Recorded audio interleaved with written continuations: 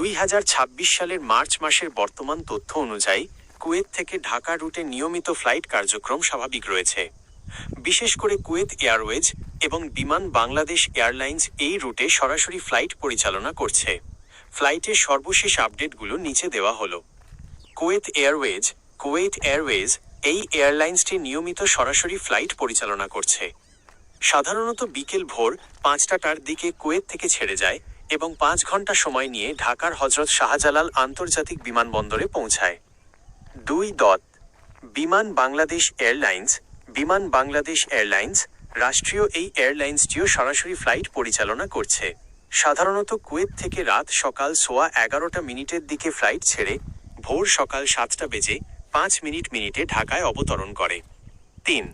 অন্যান্য এয়ারলাইন্স সরাসরি ফ্লাইট ছাড়াও জাজিরা এয়ারওয়েজ, কাতার এয়ারওয়েজ এবং এমিরেটস কানেক্টিং ফ্লাইটের মাধ্যমে যাত্রী পরিবহন করছে। যাত্রীদের জন্য কিছু গুরুত্বপূর্ণ পরামর্শ। টিকিটের দাম, যাত্রার তারিখ এবং বুকিং সময়ের ওপর ভিত্তি করে টিকিটের দাম পরিবর্তিত হতে পারে। তাই ভ্রমণের অন্তত কয়েক সপ্তাহ আগে টিকিট বুক করা সাশ্রয়ী হতে পারে। ভিসা ও কাগজপত্র। কুয়েত থেকে বাংলাদেশে আসার আগে আপনার পাসপোর্ট এবং প্রয়োজনীয় ট্রাভেল ডকুমেন্টগুলোর মেয়াদ চেক করে নিন। লাগেজ নিয়ম। এয়ারলাইন্স ভেদে ব্যাগেজ পলিসি ভিন্ন হতে পারে, তাই টিকিট কেনার সময় ওজন সীমা যাচাই করে নেওয়া ভালো। বর্তমানে ফ্লাইট চলাচল নিয়ে বড় কোনো নিষেধাজ্ঞা বা জটিলতা নেই।